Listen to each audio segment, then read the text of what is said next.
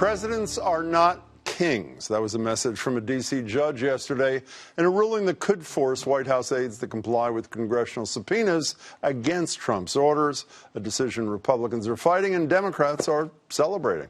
I think it's a message to all the witnesses who have obstructed in the White House for telling them not to appear.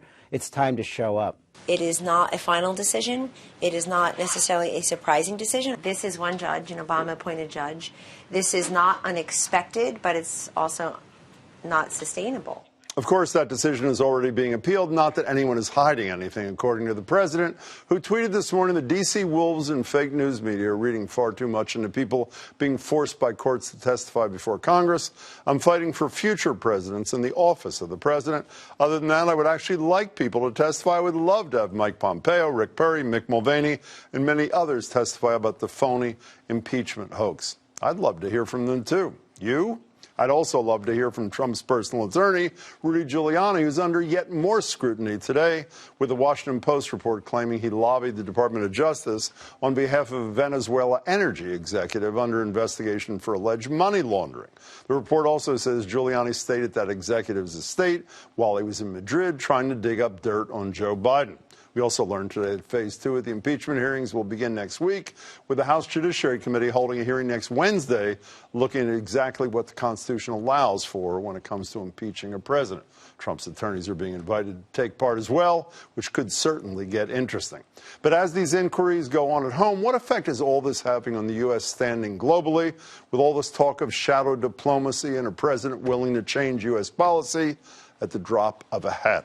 Joining me to discuss is former Undersecretary of State and U.S. Ambassador to NATO Nicholas Burns, served under Presidents Bill Clinton, George W. Bush, and now teaches at the Harvard Kennedy School of Government. We should also note he's currently serving as an unpaid advisor to the Biden presidential campaign. Ambassador, it's great to see you. Thank you, Jim. So 2 weeks of contentious hearings, people who do what you used to do for a living at the center of this thing. What's your takeaway? My takeaway is that the public had a chance to see nonpartisan, intelligent, deeply honorable career Foreign Service officers tell the truth and actually obey the subpoena from the House impeachment inquiry when the President of the United States and Secretary Mike Pompeo tried mightily to prevent them from testifying. That took real courage for George Kent from Cambridge, Massachusetts, by the way. He grew up in Cambridge. And Masha Yovanovitch and Bill Taylor. And I'm a former member of the Foreign Service, proud of them. What takeaway on the merits do you have? Takeaway of the merits is that there's no question, if you just look at the evidence objectively, that President Trump and Rudy Giuliani launched I would say, a conspiracy to convince the Ukrainian government, push the Ukrainian government to investigate Joe Biden in return for the stalled American military aid. And that's an abuse of the president's power. The facts are very clear. Listen to Ambassador Sondland, who's a Trump appointee. $1 million for the inauguration. Exactly right. You know, after Fiona Hill came up with that term that was on everybody's lips now about the fictional narrative of Ukraine having interfered in the 2016 election, the president went on Fox News Friday morning. Here's what President Trump had to say. They gave the server to CrowdStrike, or whatever it's called, which is a company owned by a very wealthy Ukrainian. And I still want to see that server. You know, the FBI has never gotten that server. Are you sure they gave it to Ukraine? Well, that's what the word is. Any doubt as to who's right between Hill and Trump here? Fiona Hill is right. Fictional narrative, Fiona was being diplomatic. It means that's a crazy idea. There's no basis in fact. It's a conspiracy theory. Nobody should believe it. Do you want me to say more? There's no evidence to back this up, and it's just meant to deflect attention from the country that did interfere with our election, and that's Russia, and it lets Putin off the hook. Well, how dangerous is it when, with the virtual unanimous embrace by the GOP of that narrative, and how dangerous are these back channels being led by Rudy Giuliani? Here's the real danger to our democracy, the truth. I mean, we're going to have differences across parties. That's normal in American politics. But you have to agree on a set of facts. And right now, some members of the Republican Party are going with President Trump in putting out this conspiracy theory that has no basis in fact. That's dangerous for the way that we talk to each other, and it's not respectful across the aisle. Speaking of across, how about across the water? What's the impact on things like NATO, where you spent a piece of your life, and our relationship with our allies, that essentially we are singing Russia's tune? The impact is this. For 28 years now, every president, beginning with George H.W. Bush, until President Trump, has tried to help Ukraine resist Russian imperialism and has tried to contain Russian power. I think what happened, the fallout from the impeachment scandal of the last year, is that Putin is strengthened and Ukraine is weakened, and the credibility of the United States is now in question. And I think Republicans, Democrats, Independents have to be concerned about that, and we have got to work harder on a bipartisan basis to win back that credibility. What motivation would there be for the president to do what you're just describing other than to help Vladimir Putin? I think only if he hears this consistently from senior members of the Republican Party. And I will say this, Jim, on the issue of NATO, the president's lackluster support, on the issue of sanctions against Russia a year ago, and on northern Syria when the president pulled out the special forces 6 weeks ago, Mitch McConnell, Marco Rubio, Rob Portman, Lindsey Graham came very strongly after the president, criticized him publicly, tried to get him to back off. I think that's who he'll listen to. He's not going to listen to me.